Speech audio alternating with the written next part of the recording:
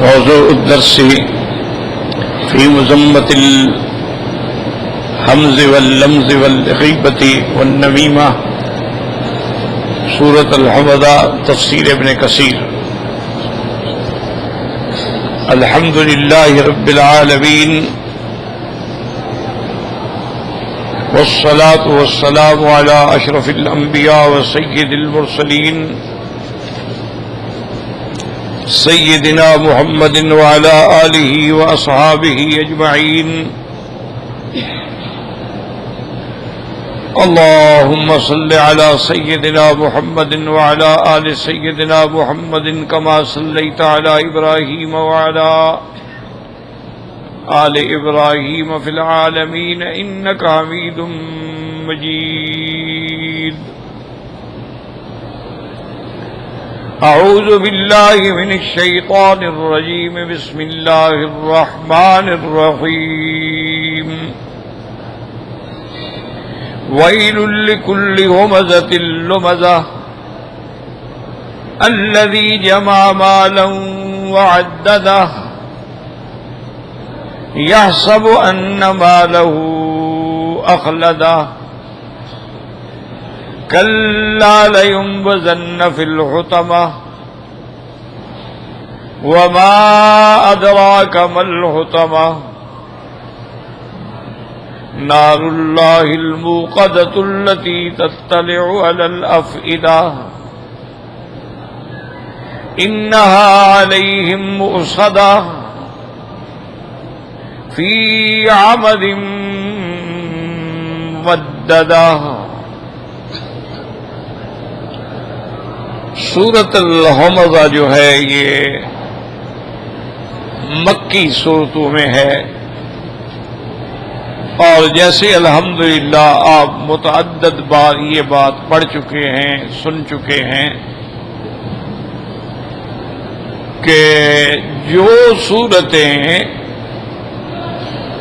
حضور صلی اللہ علیہ وسلم پر ہجرت سے پہلے نازل ہوئی ہیں وہ سب صورتیں مکیہ ہیں، چاہے کسی جگہ بھی ہو اتری. اور جو صورتیں ہجرت کے بعد نازل ہوئی ہیں وہ ساری صورتیں مدنیہ ہیں، چاہے کسی جگہ بھی اتری. چونکہ حضور صلی اللہ علیہ وسلم کی حیات طیبہ جو ہے اس کے دو حصے، ایک آپ کی مکی زندگی ہے اور ایک آپ کی مدنی زندگی. اسی لیے صورتیں جو ہیں قبل الہجرت سب مکی ہیں. اب تو خیر الحمدللہ بڑی آسانی ہو گئی ہے کہ قرآن شریف چھپتے ہیں تو صورتوں کے آگے لکھا ہوتا ہے مکیہ ہے یا مدنیہ ہے، لیکن ابتدا کے اندر یہ بات لکھی ہوئی نہیں ہوتی. حتیٰ کہ قرآن میں اعراب بھی نہیں تھے، یعنی زبر زیر بھی نہیں تھی،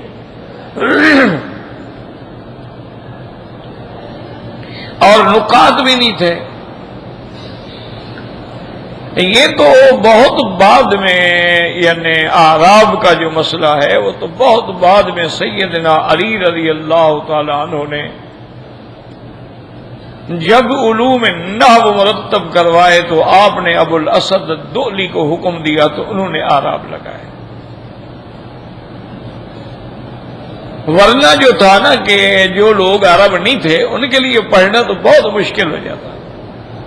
اگر اعراب ہی نہ ہوتے ان بیچاروں کو کیا پتا ہے کہ یہ مبتدا ہے، یہ خبر ہے، یہ فعل ہے، یہ فاعل ہے، یہ مفعول بہی ہے، مفعول معہو ہے، مفعول مطلق ہے، مفعول لہو ہے، یہ مصدر ہے، یہ الف لام جنس کا ہے، استغراق کا. ان کو کیا پتا؟ وہ تو نہیں جانتے. اس لیے ان سے پھر اتنی بڑی خطا ہوتی کہ ایک اعراب کے بدلنے سے نعوذ باللہ ترجمہ بدل جاتا ہے، اور کبھی کبھی تو آدمی اللہ معاف کرے کفر میں پڑ جاتا ہے. جیسے آپ پہلی سورت پڑھتے ہیں سورت فاتحہ، صراط الذین انعمت علیہم تو یہاں تا پہ زبر ہے.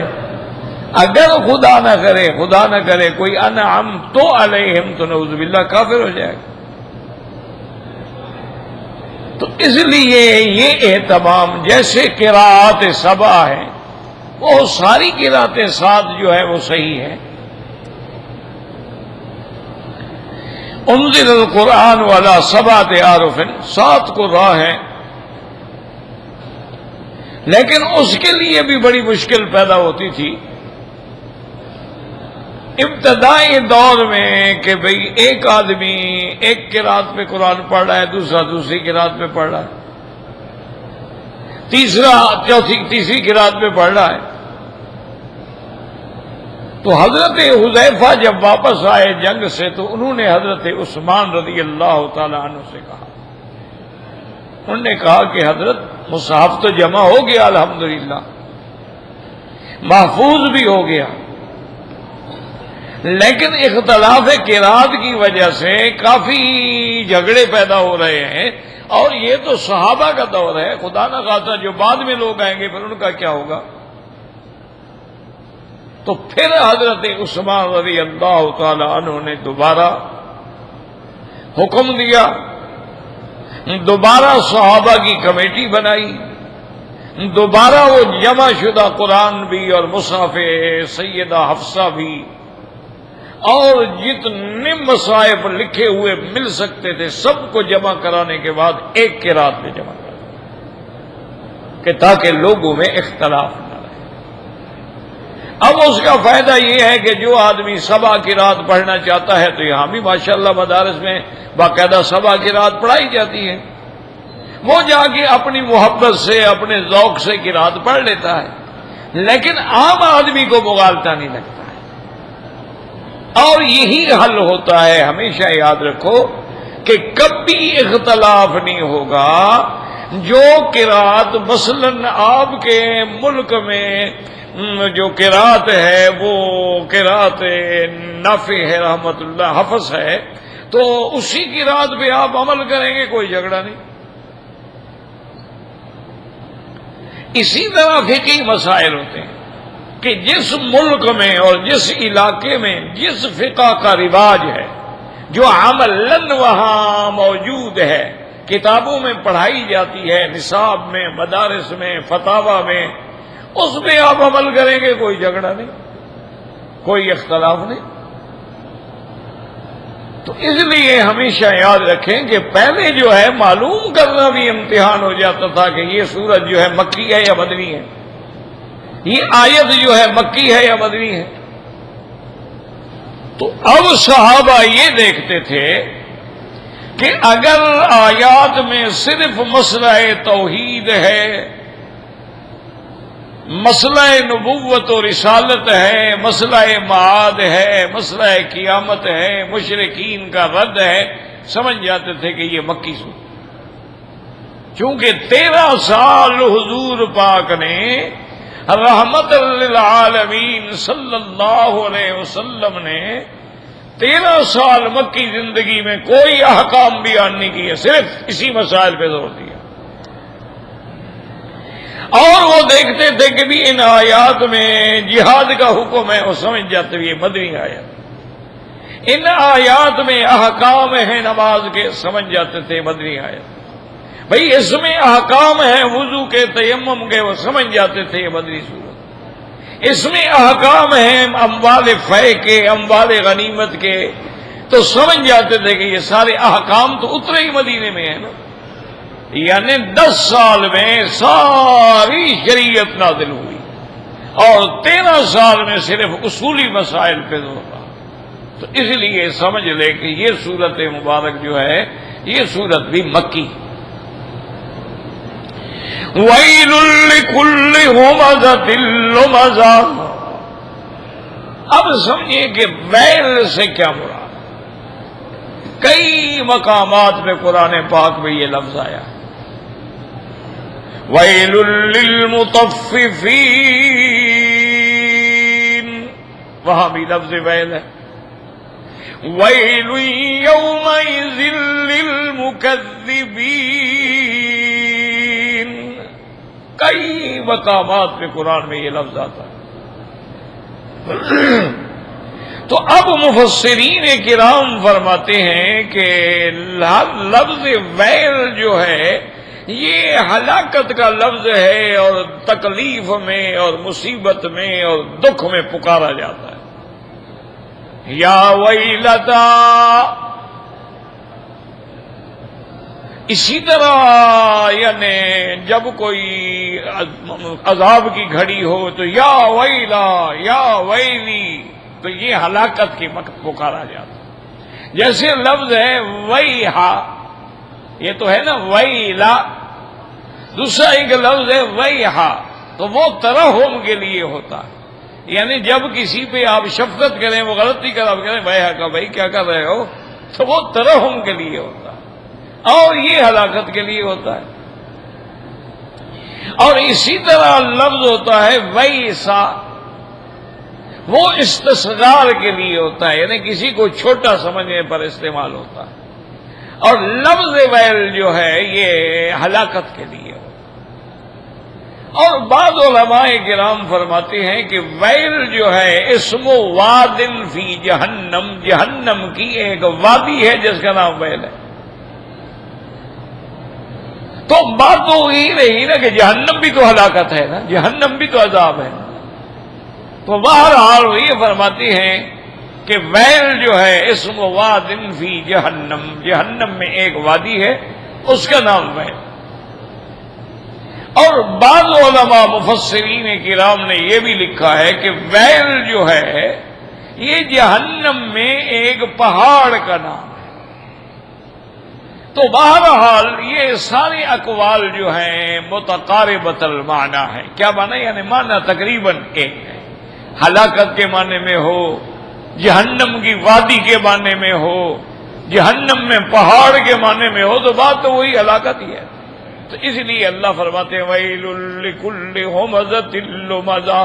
اب یاد رکھو ہمزہ حمز سے ہے، یہ مبالغے کا صیغہ ہے۔ ہمزہ لمزہ جیسے کہتے ہیں زوہ کا وزن ہے فعلا، یہ مبالغے کا وزن ہے۔ تو ہمیشہ یاد رکھیں کہ حمز اور لفظ جو ہے اس کا معنی کیا ہے۔ بعض علماء تو یہ فرماتے ہیں کہ حمز کا معنی ہوتا ہے کسی کے منہ پہ بیٹھ کے طعن کرنا، اور لفظ ہوتا ہے کسی کی عدم موجودگی میں غیبت کرنا۔ بعض علماء نے اس کا یہ ترجمہ کیا،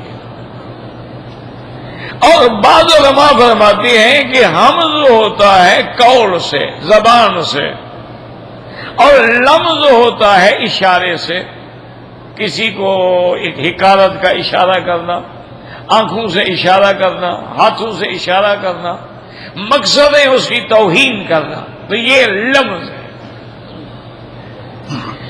اب آپ دیکھیں کہ سابقہ صورت میں اللہ تبارک و تعالی نے ہمیں نجات دنیاوی اور اخروی کے لیے فارمولے میں 4 چیزیں عطا فرمائی تھی کہ اگر ان 4 چیزوں کو پکڑ لو گے تو دنیا آخرت میں کامیاب ہو جائے۔ اور وہ 4 چیزیں کیا تھیں؟ الا الذین آمنوا، ایک، وعملوا الصالحات وتواصوا بالحق وتواصوا بالصبر۔ تو یہ 4 چیزوں کا فارمولہ دیا گیا کہ اگر ان 4 چیزوں کو تم پکڑو گے تو کامیاب ہو جاؤ۔ اب اس صورت میں اللہ تعالی ہمیں بتاتے ہیں کہ یہ وہ چیزیں ہیں جن سے فتنے پھیلتے ہیں، ان سے بچو گے تو سکون آئے گا، اگر ان میں پڑو گے تو پھر فتنے پیدا ہو جائیں گے، پھر اختلاف پیدا ہو جائیں گے، اور پھر جھگڑے پیدا ہو جائیں گے۔ جیسے کہ اللہ نے دوسرے مقام میں فرمایا ایھا الذین آمنوا اجتنبوا کثیرا من الظن ان بعض الظن اثم ولا تجسسوا ولا یغتب بعضکم بعضا ایحب احدکم ان یاکل لحم اخیہ میتا فکرہتموہ۔ اللہ نے فرمایا ایمان والو ایسے نہ گمان کیا کرو، او جی میرے خیال میں وہ ایسا ہے، میرا گمان ہے جی کہ وہ بندہ جو ہے نا وہ بڑا غلط ہے، یہ گمان نہ کیا کرو، گمان گناہ ہوتے ہیں، اور لوگوں کے عیب ڈھونڈے نہ کرو کہ تلاش کر رہے ہو یار یہ کون ہے، کدھر جا رہا ہے، کس کے گھر میں جا رہا ہے، کیوں جا رہا ہے، یار یہ ان کے گھر میں بار بار کیوں آتا ہے، تمہیں کیا ہے؟ وَلَا تَجَسَّسُوا، تم جاسوسیاں نہ کرو، تم لوگوں کے عیب نہ ڈھونڈو۔ حتیٰ کہ ایک حدیث میں آتا ہے کہ جو بندہ کسی مسلمان کی عیب ڈھونڈ کے اس کو بدنام کرنا چاہتے اللہ اس کو اپنے گھر میں رسوا کر دے، ورنہ حکم یہ ہوتا ہے کہ من ستر سترہ اللہ، اگر کسی مسلمان کی غلطی تمہارے سامنے آ جائے اور تم اس کو پردہ ڈال دو تو اللہ تیرے گناہوں پر بھی پردہ ڈالے گا، کیونکہ من رحم رحم، جو دنیا میں کسی پہ رحم کرتا ہے اللہ تبارک و تعالیٰ اس پہ رحم فرماتے، جو دنیا میں کسی کے گناہ پہ ستر دیتا ہے اللہ تبارک و تعالیٰ اس کے گناہوں پہ ستر دیتے ہیں، ورنہ کون بندہ ہے جو گناہ سے خالی ہے؟ ہر آدمی گناہ گار ہے، کلنا خطاؤن، حضور پاک نے فرمایا ہم سب خطا کار ہیں، وخیر الخطائین التوابون، اور اللہ کو وہ خطا کار بڑے پسند ہیں جو توبہ کرتے ہیں، کہ غلطی ہو گئی توبہ کر لی۔ تو اس لیے ہمیشہ یاد رکھیں اسلام نے منع کیا ہے کہ عیب ڈھونڈنا، عیب تلاش کرنا، عیب جوئی کرنا اور ایک دوسرے کی غیبت کرنا۔ اچھا، غیبت کا معنی یہ ہوتا ہے کہ ایسی بات کرو جو اگر دوسرا سنتا تو اس کو بری لگتی، یہ غیبت ہے۔ صحابہ نے پوچھا یا رسول اللہ صلی اللہ علیہ وسلم، کبھی ہم وہ بات کر رہے ہیں کہ وہ بیماری اس میں موجود ہے، وہ ہم بات کر رہے ہیں، آپ نے فرمایا یہی تو غیبت ہے کہ اس میں عیب ہے، لیکن تم اس کے پس پشت بیٹھ کے لوگوں کے اندر ہو جناب ایسا وہ شرابی وہ کبابی وہ فلاں کر، یہی غیبت ہے۔ اور فرمایا اگر وہ عیب اس میں نہ ہو اور پھر تم کہو وہ تو بہتان ہے، وہ تو غیبت نہیں، وہ تو بہتان ہے۔ تو اس لیے ہمیں حکم ہے کہ کسی کی غیبت نہ کیا کریں، غیبت سے بچا کریں، اور اتنا بڑا غیبت گناہ ہے کہ زنا سے بھی بڑا گناہ ہے۔ اور اللہ تبارک و تعالی نے قرآن پاک میں کیسی مثال دی ہے، فرمایا ایحب احدکم ان یاکل لحم اخیہ میتا، کیا تم یہ چیز قبول کرو گے کہ ایک اپنے بھائی، اور بھائی بھی مردہ، اور مردے کا گوشت کاٹ کے کھاؤ، تم یہ برداشت کرو گے؟ تو غیبت کرنا جو ہے ایسے ہے جیسے تم اپنے بھائی کا مردہ گوشت کاٹ کے کھا رہے، چونکہ وہ تو موجود نہیں کہ جواب دے، غیبت تو اس کی پس پشت ہو رہی ہے۔ تو لہذا یہ غیبت کرنا جو ہے یہ اتنا بڑا گناہ ہے، کبائر میں ہے اور زنا سے بھی بڑا گناہ ہے۔ اچھا، اس میں یاد رکھیں کہ فقہا نے یہ لکھا ہے کہ مثلاً تمہیں پتہ لگا کہ فلاں لڑکا جو ہے وہ نشہ کرتا ہے،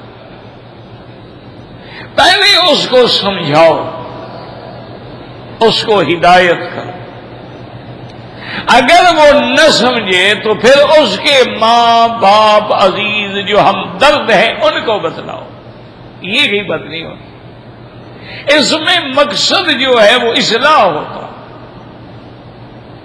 غیبت یہ ہوتی ہے کہ ایسے بیٹھ کے باتیں اڑانا، فلاں او چھوڑو جی ہم جانتے ہیں، او چھوڑو جناب ہمیں پتہ ہے ان کے حالات کا، ایسے شروع ہو جائے، نہ لینا نہ دینا اور اپنے عمل برباد کر بیٹھے۔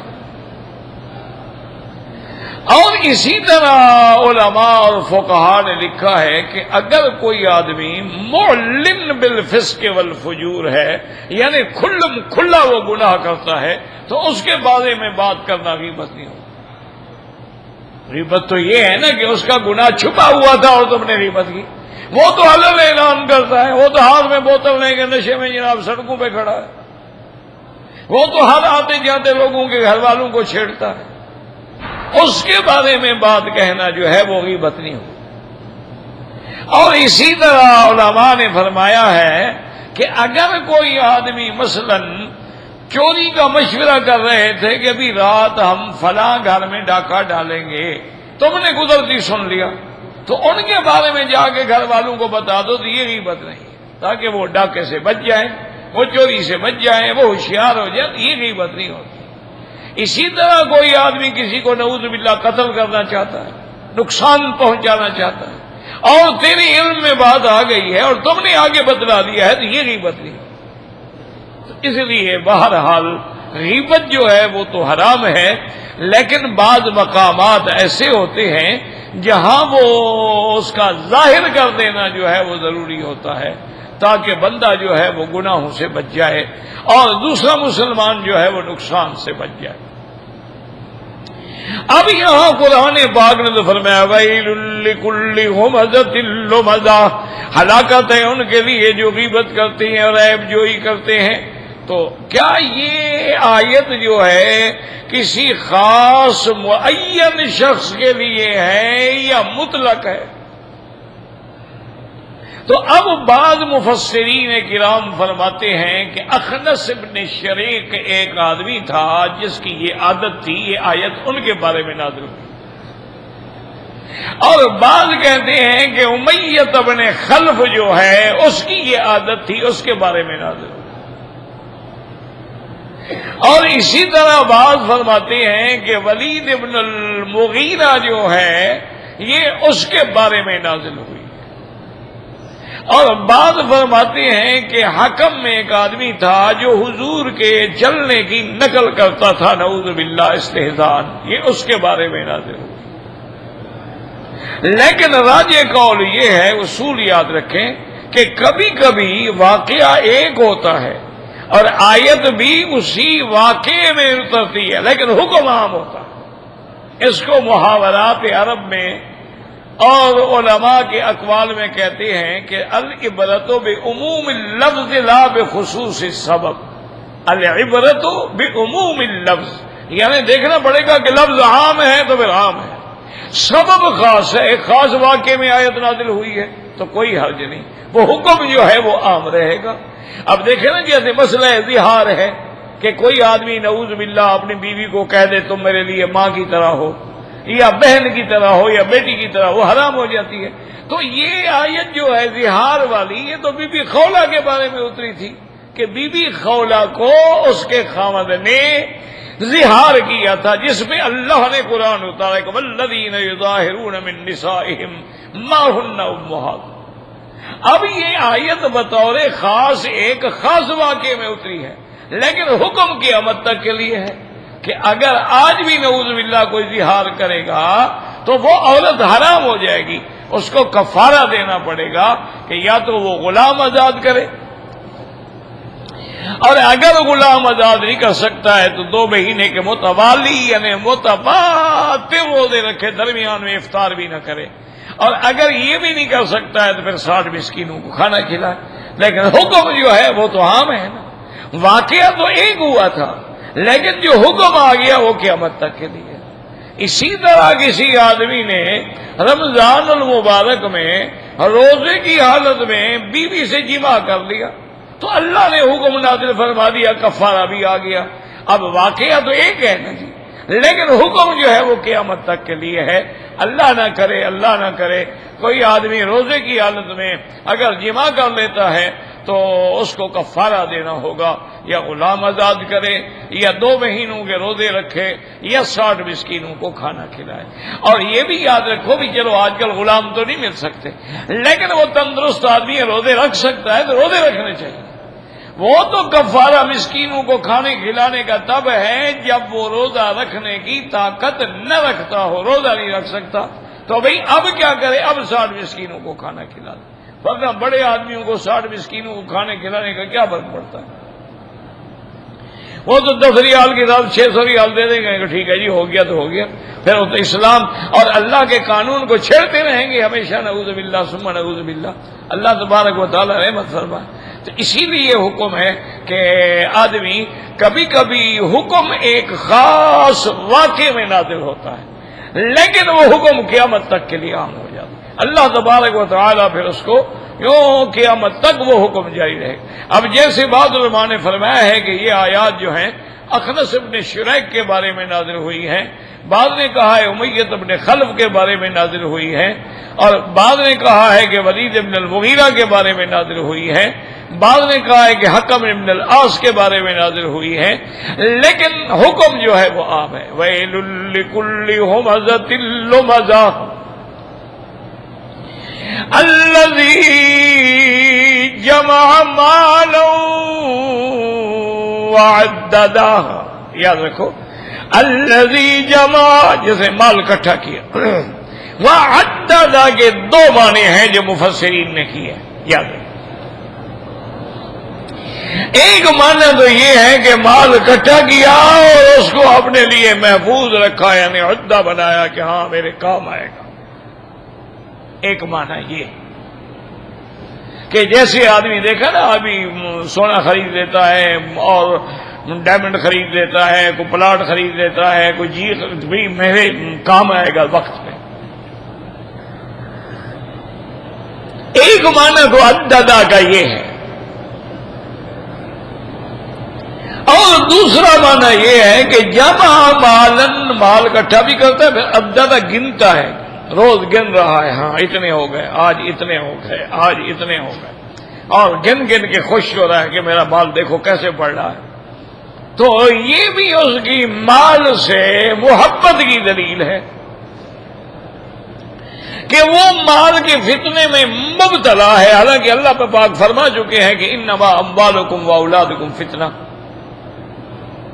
تو یہ بھی اپنا ہر وقت بس رات کو بیٹھے گا، پھر جناب کمرہ بند کرے گا، صندوق سے مال نکالے گا، پھر اس کو گنے گا۔ حالانکہ ایک دفعہ تو گن چکے ہو، تمہیں پتہ ہے اتنا ہے، لیکن اس کو مزہ آتا ہے اس میں۔ تو اس لیے اللہ نے فرمایا کہ یہ وہ لوگ ہیں الذی جمع مالا وعددہ، جن کی محبت صرف مال کے ساتھ ہے، جن کی محبت جو ہے اپنے دولت و دنیا کے ساتھ ہے، اسی کی محبت میں مبتلا ہو گئے ہیں۔ اور یہ خرابیاں کیوں پیدا ہوتی ہیں؟ اسی لیے اللہ نے یہ دیکھے نا، پہلے آیا لفظ حمز اور لفظ کا، جیسے حماز مشاء بنمیم مناع للخیر معتد نصیم، یہاں بھی پہلے آیا ویل لکل ہمزۃ لمزہ، لیکن بعد میں آیا الذی جمع مالا وعددہ۔ تو اشارہ ہو گیا کہ ساری خرابی ہی اسی مال میں ہے۔ جو آدمی مال کی محبت میں آ گیا نا، بس ساری خرابیاں پیدا ہو، دولت اور دولت اور دولت اور دولت۔ دیکھا نہیں ہے کہ آپ پڑھتے ہیں کہ لوگوں نے پہلے تو لاکھوں کا نام بھی مشکل سے سنتے تھے، اب تو کروڑوں کی بھی کوئی اہمیت نہیں ہے، اب تو اربوں میں لوگ چلے گئے، اب پھر ارب اپنا نہیں، ارب ڈالر میں لوگ چلے گئے، اور دنیا کے کافروں کے ملکوں کے بینکوں میں محفوظ ہیں، جو ان کو نہ کبھی واپس ملنے ہیں نہ انہوں نے خرچ کرنے ہیں۔ کیوں؟ یہ جو ہوتے ہیں نا، یاد رکھو، یہ جتنے مال دولت ان ظالموں نے غریبوں کے لوٹے ہیں، یہ باہر کے بینکوں میں ہوتے ہیں، اور کوڈ ہوتا ہے، صرف ایک نمبر ہے آپ کے پاس، نہ نام ہے کھاتے کا، نہ اس میں آپ کا کوئی نام ہے، نہ ولدیت ہے، نہ کوئی چیز ہے۔ میرا اپنے ایک دوست تھا، اللہ معاف کرے، بیچارے کو مر گیا، اللہ مغفرت کرے، اس کا تقریباً کوئی جناب کوئی 50 کروڑ ڈالر جو ہے بینک میں جمع تھا۔ اس کی اولاد کو پتا، بیوی کو پتا، بچوں کو پتا، سب کو پتا۔ اچھا، ان کے ساتھ کبھی کبھی وہ اس ملک میں بھی جاتا تھا اور بینک میں جا کے پیسے بھی نکلواتا تھا، لیکن اللہ معاف کرے، اچانک اس میں موت آ گئی، اور وہ جو کوڈ تھا نا، وہ اپنی اولاد کو بتا نہیں سکا۔ اب مرنے کے بعد اس کی اولاد گئی، اس نے بینک والوں سے رابطہ قائم کیا، انہوں نے کہا جی آپ لے آئیں کوڈ، لے آئیں، اس نام پر کا تو ہمارے پاس کوئی کھاتا نہیں۔ کہا جی میرے پاس، ہم یہاں آئے تھے پیسے نکالنے، کہا بھی نکالے ہوں گے، ہم یہ نہیں کہتے آپ جھوٹ بول رہے ہیں، تو اس کے بعد وہ کوڈ ہوگا، کوڈ ڈالے گا تو نہیں، جیسے دیکھیں نا آج کل آپ موبائل فیڈ کرتے ہیں، کوڈ ڈالیں گے تو کام کرے گا نا۔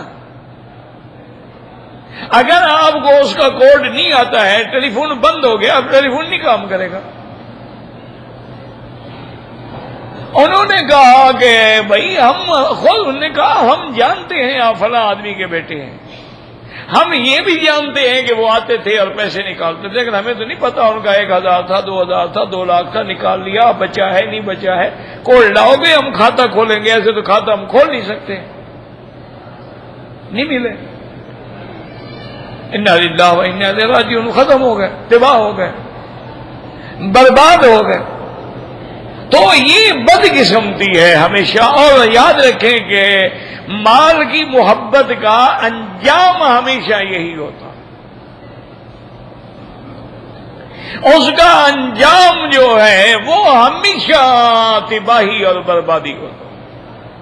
یعنی اب یہ ہے کہ بعض ملکوں نے قرضہ دینا ہے، مثلا 50 ارب ڈالر، اس ملک کے لوگوں کا 300 ارب ڈالر باہر کے بینکوں میں پڑا ہے،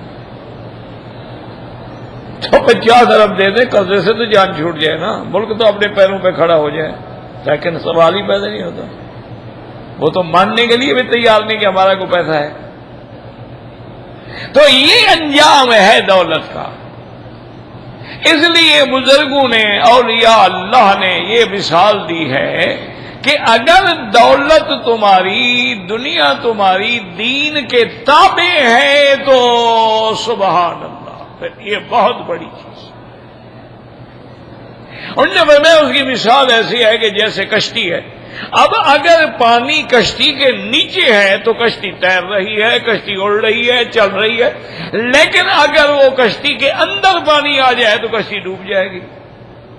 تو اگر تیری دنیا بھی دین کے تابع ہے، زکوٰۃ ہے، خیرات ہے، صدقات ہے، یتیموں کا حق ہے، ہمسائے کا حق ہے، جیران کا حق ہے، مدارس ہیں، رفاہی کام ہیں، کبھی کوئی زلزلہ آ گیا، کبھی کوئی بارش آ گئی، کبھی سیلاب آ گئے، لوگ بے گھر ہو گئے، بے در ہو گئے، یہ فوراً مدد کو دوڑتا ہے، تو سبحان اللہ، یہ دولت تو ہونی چاہیے۔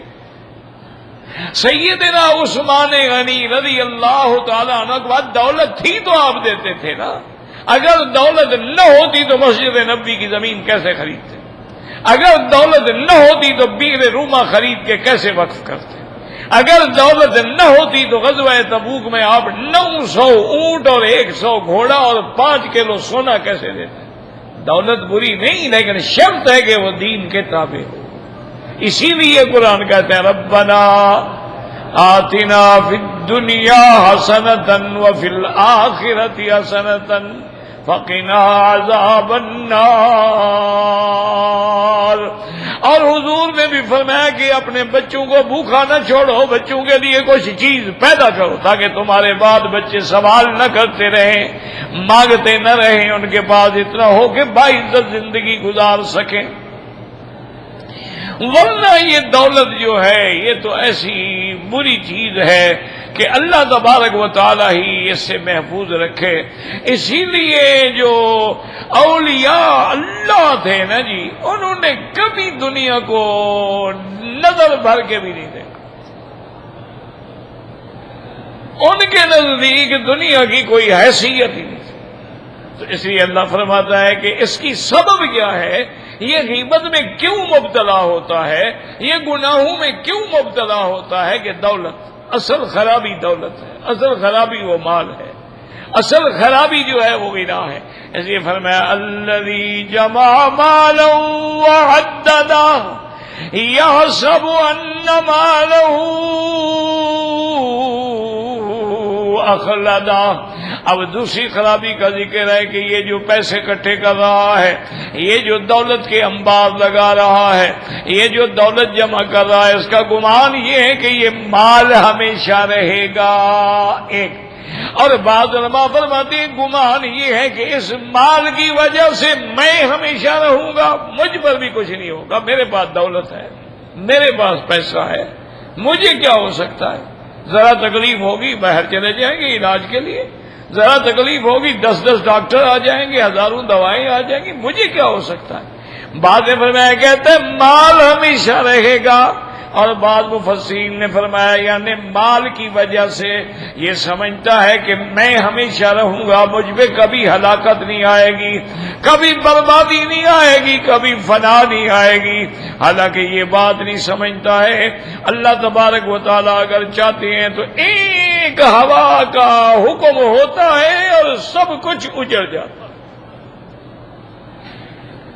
ابھی آپ اپنے ملک میں جا کے دیکھ لیں، اسی طرح فلپائن میں دیکھ لیں، اسی طرح آپ انڈونیشیا کا وہ سابقہ وقت دیکھ لیں کہ ایک زلزلہ آتا ہے، ایک آتش فشاں پھٹتا ہے، ایک سیلاب کا طوفان آتا ہے، جہاں بڑے بڑے شہر تھے وہاں نشان ہی نہیں، یعنی معلوم ہی نہیں ہوتا کہ کبھی یہاں شہر آباد تھا۔ اور اس میں دن نہیں لگتے، گھنٹے نہیں لگ، سیکنڈ۔ جب زلزلے آتے ہیں تو آدھا منٹ، ایک منٹ، اور اس کے اندر سارا کچھ دھڑام سے نیچے آ کے گرتا ہے۔ اچھا کوئی اندر مر گیا، کوئی دب گیا، مال دولت ہر چیز ختم، اور زندگی بچا کر جو باہر نکل گیا وہ بھی یعنی سمجھتا ہے کہ میں بچ گیا، 3 کپڑوں میں کھڑا ہے۔ اچھا ادھر زلزلہ ہے، ادھر سیلاب ہے، ادھر سردی ہے، اب کہاں سے لے آئے لکڑی جلانے کے لیے؟ کہاں آگ جلائے؟ کہاں سے کپڑا لے آئے؟ یعنی اللہ نے کئی دفعہ کئی ملکوں میں، آپ کے ملک میں بھی کئی دفعہ زلزلے آئے، سیلاب آئے، اللہ کے عذاب آئے، اللہ نے کوڑا برسایا عذاب کا کہ میرے بندے بیدار ہو جائیں، میرے بندے گناہ چھوڑ دیں، میرے بندے نافرمانی چھوڑ دیں، میرے بندے جو ہیں وہ قتل اور غارت گری اور تباہی چھوڑ دیں۔ لیکن آپ اندازہ کریں کہ انسان اب اتنے بڑے درندے بن چکے ہیں۔ آپ حرم میں بیٹھے ایمان سے کہیں 10 سال پہلے آپ نے کبھی سنا تھا کہ کوئی آدمی 5 سال کی بچی سے زنا کرے گا؟ 10 سال پہلے آپ نے سنا تھا کہ 3 سال کی بچی اغوا ہو جائے؟ 10 سال پہلے آپ نے سنا تھا کہ 2 مہینے کا بچہ اغوا ہو جائے؟ کبھی آپ نے سنا تھا کہ 9 مولود بچہ پیدا ہوا، ماں بیچاری جو ہے اپنے کمرے میں ہے، بچہ انہوں نے کہا جی ہم نے نرسری میں رکھا ہوا ہے، بچہ غائب ہو گیا؟ کبھی آپ نے سنا تھا کہ جی بچہ بدل گیا؟ یعنی جو ماں بدل جائے، کیا مطلب؟ کیوں بدلی ہے اس نے؟ کیوں بدلا ہے اس نے؟ اس کا مطلب ہے کہ اس کے پس پردہ کوئی کہانی ہے۔ اچھا آپ نے دیکھا ہے نا جی کہ مثلاً ایک بس جا رہی ہے، بس نے تیز رفتاری اختیار کی، ایک بچے کو ٹکر لگ گئی، واقعی بہت بڑی غلطی ہے، لیکن باقی جتنی بسیں آ رہی ہیں ان کا کیا گناہ ہے؟ آپ نے ان کو توڑ پھوڑ دیا، آپ نے ان کو آگ لگا دی۔ بھائی جس نے زیادتی کی ہے اس کو پکڑو۔ اچھا اس کی بس کو بھی آگ لگا دو گے تمہیں کیا مل جائے گا؟ لیکن ایسے دماغ ہمارے فطروں میں بھر گئے ہیں، اسی لیے حضور نے فرمایا تھا کہ ایک وقت آئے گا جب فتنے ایسے فتنے ہوں گے کاللیل المظلم، جیسے اندھیری رات ہوتی ہے، یعنی جیسے اندھیری رات میں سمجھ نہیں آتا آدمی کدھر جائے، ادھر جائے ادھر جائے ادھر جائے کدھر جائے۔ تو آج بالکل وہی وقت آ رہا ہے، اسی لیے حضور پاک نے فرمایا تھا کہ میری امت پہ ایک وقت آئے گا کہ جو دین والے ہیں وہ بیچارے بکریاں لے کے کسی پہاڑوں کی چوٹی پہ جا کے زندگی گزاریں گے جہاں نہ کوئی بندہ ہو نہ بندے کی ذات ہو، بس دودھ پی لیا، گزارا کر لیا، اپنی عبادت کرتے رہے، نہ کسی لوگوں میں آئیں گے نہ فتنوں میں مبتلا۔ تو یہ ساری وجہ جو ہے وہ دولت ہے، اس لیے اللہ فرماتے ہیں یحسب ان مالہ اخلدا، یہ گمان کر رہا ہے کہ اس کا مال ہمیشہ رہنے والا ہے، حالانکہ مال ہمیشہ نہیں رہتا۔ یاد رکھو یہ مال آ رہا ہے جا رہا ہے، ہمارے والدین، ان کے والدین، ان کے والدین منتقل ہوتے ہوتے آپ تک آیا، آپ کے بعد آپ کی اولاد، پھر اولاد، یہ تو چلتا رہے گا، کسی ایک جگہ تو رکتا ہے ہی نہیں۔ اسی لیے تو سونے کو کہتے ہیں نا ذہب ذہب آ گیا، وہ ایک جگہ ٹھہرتا ہی نہیں۔ تو اس لیے ہمیشہ آدمی کو چاہیے کہ ان فتنوں سے بچنے کی کوشش کرے اور دولت کی محبت میں اتنا نہ مبتلا ہو جائے کہ دین کو بھول بیٹھے، خدا کو بھول بیٹھے، اللہ کے احکام کو بھول بیٹھے۔ آج جتنے گناہ ہیں یعنی تاریخ اٹھا کے دیکھ لیں، اس کے دو سبب ہیں، یا انتہا فقر ہے یا انتہا غنا۔ کیا مانا گناہ جو ہو رہے ہیں اس کی وجہ کیا ہے؟ وجہ یہ ہے کہ یا تو حد سے زیادہ دولت ہے، وہ بے لگام ہو گئے ہیں بچے، اور ان کی پرواہ ہی نہیں ہے کہ گاڑی کسی پہ چڑھ جائے فائر کر دیں، کسی کو مار ڈالیں، کسی کی لڑکیاں اٹھا لیں، اغوا کر لیں، دولت ہے، پیسہ ہے۔ یا بالکل فقر ہے، بھوک ہے، گھر میں بچے ہیں، بچیاں ہیں، کھانے کو کچھ نہیں۔ کتنے لوگ ہیں جنہوں نے خودکشی کر دی، کتنے لوگ ہیں جنہوں نے اپنے اولادوں کو ذبح کر دیا، کتنے لوگ ہیں جنہوں نے اپنے بچیوں کو دریاؤں میں پھینک دیا کہ کون ان کا رونا بلکنا بھوک سے تڑپنا دیکھے کتنا برداشت کرے۔ تو یا ادھر ایک یعنی غنا کی انتہا ہے، اس سے جرائم پیدا ہوتے ہیں، یا فقر کی انتہا ہے، اس سے جرائم پیدا ہوتے ہیں۔ اس لیے حضور پاک نے فرمایا تھا قاد ان یکون الفقر کفرا، کہ فقر جو ہے آدمی کو کفر تک بھی لے جاتا ہے۔ اب آپ دیکھ لیں کتنے ملک ہیں اب جس میں غربت ہے، جس میں بربادی ہے، وہاں قادیانی پہنچے ہوئے ہیں، وہاں عیسائی پہنچے ہوئے ہیں، وہاں یہودی پہنچے ہوئے ہیں، وہاں NGOs کام کر رہی ہیں، اور وہ لوگ بھوکے مارے بیچارے مذہب چھوڑ رہے ہیں، دین چھوڑ رہے ہیں، اسلام چھوڑ رہے ہیں، کیا کریں؟ کوئی ذریعہ ہی نہیں۔ اس لیے اللہ پاک نے فرمایا یہ دولت ہی انسان کو اندھا کر دیتی ہے، اور وہ اس گمان میں آ جاتا ہے کہ اب میں شاید ہمیشہ رہوں گا۔ یا سب ان مالہ اخلدا کلا لینبذن فی الحطمہ۔ اللہ نے فرمایا ہرگز نہیں، تم نے ہمیشہ نہیں رہنا، بلکہ تمہیں توڑ پھوڑ کے اس میں ڈالا جائے گا جو توڑ دینے والی، حطمہ مانا توڑ پھوڑ کرنے والی۔ وہ ہے کیا؟ وہ جہنم کی آگ ہے۔ اللہ معاف کرنا۔ اس لیے اللہ پاک فرماتے ہیں کلا لینبذن فی الحطمہ، ہرگز نہیں بلکہ تم ڈالے جاؤ گے، پھینکے جاؤ گے حطمہ میں۔ وما ادراک ما الحطمہ، اللہ نے فرمایا میرے محبوب آپ کیا جانے کہ وہ حطمہ کیا چیز ہے؟ وہ حطمہ کیا ہے؟ نار اللہ الموقدہ، وہ ایسی آگ ہے اللہ تبارک و تعالیٰ کی جلائی ہوئی، تطلع علی الافئدہ، جو جھانکتی ہے دلوں پہ جھانکتی ہے۔ دنیا کی آگ یاد رکھو کبھی دل تک نہیں پہنچتی۔ ایک بات ہمیشہ یاد رکھو کہ دنیا کی جو آگ ہے وہ دل تک نہیں جاتی۔ کیوں؟ وہ تو بندہ پہلے مر جاتا ہے تو دل تک کیسے جائے؟ خدا نہ خواستہ آدمی اگر آگ میں پڑ جائے وہ تو پہلے مر جاتا ہے، دل تک تو آگ پہنچ ہی نہیں پاتی۔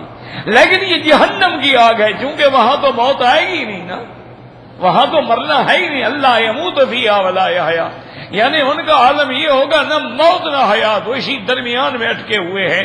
تو وہ آگ جاتے جاتے وہ دلوں کو بھی جھانکنے والی ہے۔ تطلع علی الافئدہ، افئدہ دلوں کو کہتے ہیں۔ ان السمع والبصر والفؤاد کل اولئک کان عنہ مسئولا، تو وہ ایسی آگ ہوگی۔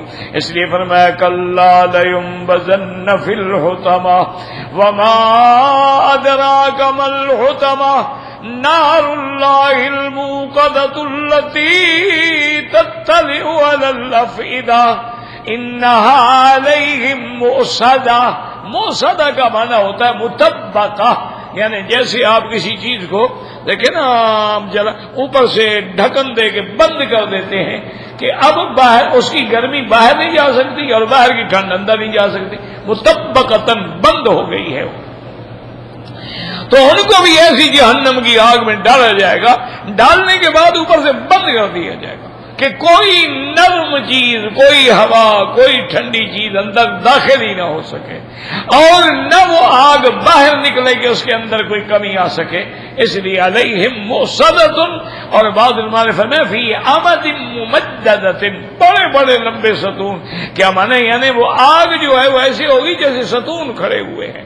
اور بعض نے فرمایا کہ نہیں، ان کو آگ میں ڈال کے اوپر سے بند کر کے ان ستونوں کے ساتھ بھی جکڑ دیا جائے گا، باندھ دیا جائے گا۔ اب آدمی بندھا ہوا ہو اور ستون بھی لمبے ہوں اور جہنم کے اوپر بھی طبق رکھ کے بند کر دیا جائے، تو اب کہاں نکلے گا؟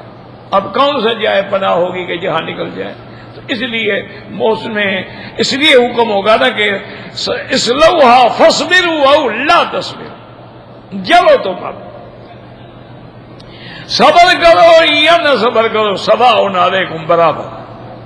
اب اللہ تبارک و تعالیٰ کے عذاب کو تم نے ہر حال میں بھگتنا ہے۔ اب صبر کر کے بھگتو یا چیخو، جو مرضی آئے کرو۔ تو اس لیے اللہ تبارک و تعالیٰ نے ان آیات میں ہمیں یہ بتلایا ہے کہ ایک تو عیب جوئی سے بچیں، ایک جو طعن لگانے سے بچیں، کسی کی حسب نسب پر طعن لگانے سے بچ جائیں، اور کسی کی طنز و تشنیع سے بچ جائیں، اور غیبت اور نمیمہ سے بچ جائیں، چغل خوری سے بچ جائیں، اور اسی طرح مال کی اندھی محبت سے بچ جائیں، ورنہ یہ چیزیں ہیں جو بندے کو ہلاک کر دیتی ہیں۔ اور ان کو بچنے کے لیے نسخہ کیا ہے؟ وہی پہلا آمنوا وعملوا الصالحات وتواصوا بالحق وتواصوا بالصبر، واللہ اعلم۔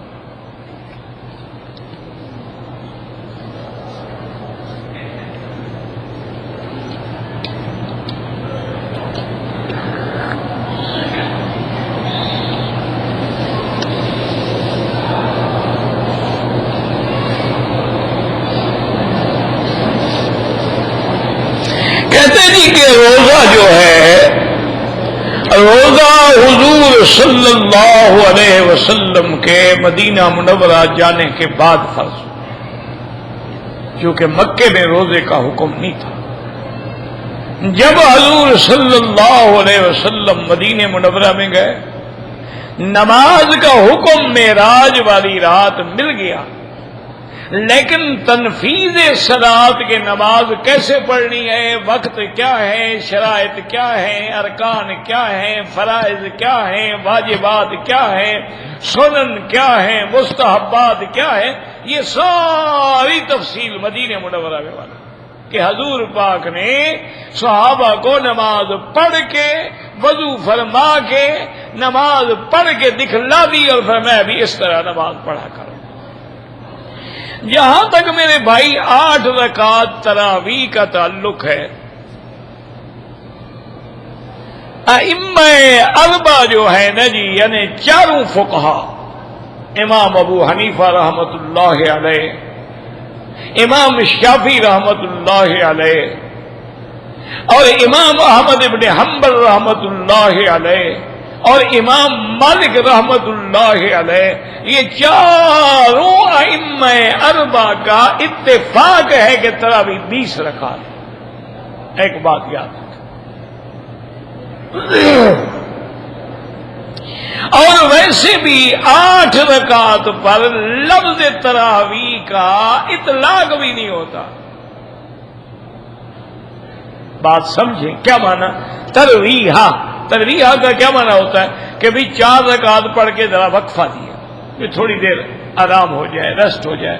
اچھا کسی نے وضو کرنا ہے وہ دوڑ کے وضو کر لے، کسی بیچارے نے کوئی چائے کی پیالی پینی ہے چائے کی پیالی پی لے، کسی بیچارے نے کھجور کا دانہ کھانا ہے کھجور کا دانہ کھا، تو اس کو کہتے ہیں ترویح۔ اب اگر ایک ترویح ہوگا تو 4 رکعت کے بعد ہوگا۔ اچھا 2 ترویح ہوں گے تو ان کو کہا جائے گا ترویحتین، وہاں تسنیہ ہوگا۔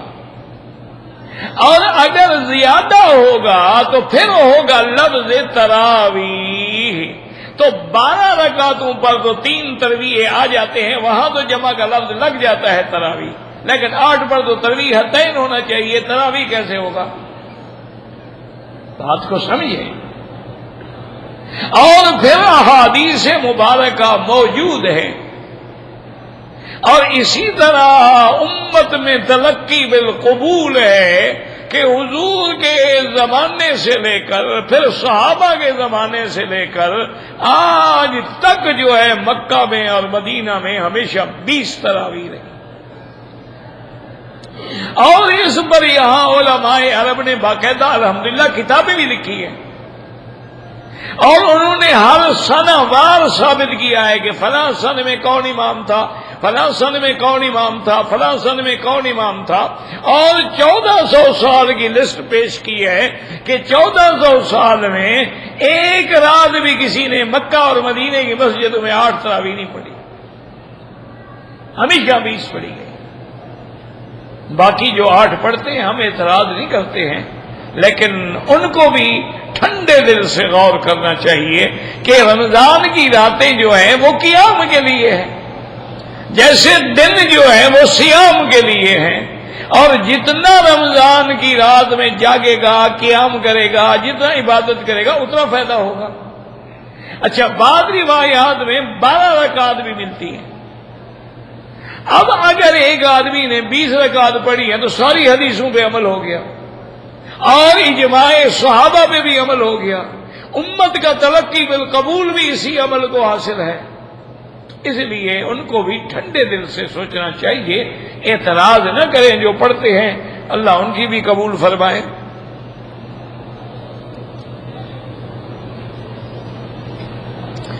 میرا دایاں آنکھ پھڑکتا ہے تو آپ ڈاکٹر کو جا کے دکھائیں آنکھ، اس کا عالم یا مولوی سے کیا تعلق ہے؟ آپ ڈاکٹر کے پاس جائیں، اور اس کے آنکھ کے اعصاب جو ہیں نا، پٹھے ہوتے ہیں آنکھ میں، وہ کمزور ہو گئے ہوں گے، وہ دوائی دے کر پھڑکنا بند ہو جائے گی۔ اس کا اچھائی برائی سے تو کوئی تعلق نہیں ہوتا۔ اب اتنے دن سے جو آپ کا آنکھ پھڑک رہا ہے تو کیا کوئی دنیا میں انقلاب آ گیا؟ یہ تو بعض ایک وہم ہے، جو اصل میں یہ ساری چیزیں کافروں سے آئی ہیں ہمارے پاس۔ ہندوؤں کا عقیدہ ہے کہ بھئی اگر تم جا رہے ہو اور بلی نے راستہ کاٹا ہے تمہارا کام نہیں ہوگا، تم جا رہے ہو تمہیں پیچھے سے عورت نے آواز دے دی ہے تمہارا کام نہیں ہوگا۔ اسی طرح پھر مسلمانوں میں بھی یہ عقیدے آ گئے کہ بھئی اگر تم منگل یا بدھ کو سفر کرو گے تو کامیاب نہیں ہوگے، اگر تم محرم میں شادی کرو گے تو ہو اہل بیت کے دشمن بن جاؤ گے۔ او خدا کے بندے، اہل بیت نے تو خود محرم میں شادی کی ہے، وہ تو سنت ہے اہل بیت کی کہ آدمی محرم میں شادی کرے۔ یہ اسی طرح سفر کا مہینہ جو ہے نا جی، بڑا نعوذ باللہ منحوس ہے۔ یہ ساری چیزیں جو ہیں یہ کفر کی طرف سے آئی ہیں، اس میں کوئی نفع نقصان نہیں کہ آنکھ دائیں پھڑکے یا بائیں پھڑکے یا ہاتھ پھڑکے یا بازو پھڑکے یا ہاتھوں میں خارش ہو یا ہاتھوں میں کھجلی ہو، دائیں میں ہے بائیں میں ہے جی پیسہ ملے گا، اس میں ہے تو خرچ زیادہ ہو جائے گا، یہ ساری جاہلوں کی باتیں ہیں۔ اور اگر تمہارے اندر وہم ہے تو میرے پاک نبی نے اس کا علاج بھی بتلایا ہے کہ تم یہ دعا 3 دفعہ پڑھ لیا کرو، اللہم لا طیر الا طیرک، لا خیر الا خیرک، ولا الہ غیرک۔ یہ 3 دفعہ پڑھ لو، کچھ بھی نہیں ہوگا، پھڑکتی رہے، پھڑکنے دو اس کو۔ ویسے علاج یہ ہے کہ تجربہ تو کرو، کل ڈاکٹر کے پاس جاؤ، وہ تمہیں دوائی دے گا، دیکھو بند ہوتی ہے کہ نہیں، پھر اس کا مطلب ہے کہ ڈاکٹر کے ہاتھ میں آ گئی نا اچھائی برائی۔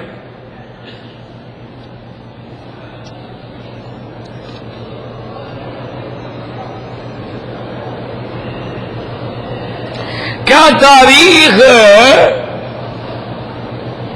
کے خلاف ہیں؟ بھائی گزارش یہ ہے، اب جب اعلان ہو گیا کہ 10 تاریخ جو ہے خمیس ہوگی، یوم الجمعہ یعنی جمعرات، خمیس کا دن 10 ہوگا، تو اب جس نے روزہ رکھنا ہے یا تو 9 اور 10 رکھ لے، بدھ کو بھی رکھے خمیس کو بھی رکھے، یا 10 اور 11 رکھ لے، خمیس کو بھی رکھ لے جمعہ کو بھی رکھ لے، کوئی بات۔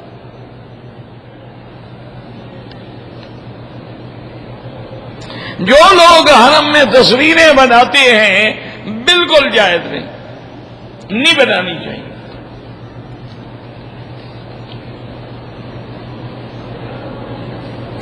میں جب بھی نماز پڑھتا ہوں یا قرآن پڑھتا ہوں مجھے نیند آنے لگتی ہے، کوئی بات نہیں، اچھی علامت ہے، کوئی بری علامت نہیں۔ بھئی جب سکون ہوگا، رحمت ہوگی تو نیند آئے گی نا، کسی کو عذاب میں بھی نیند آتی ہے۔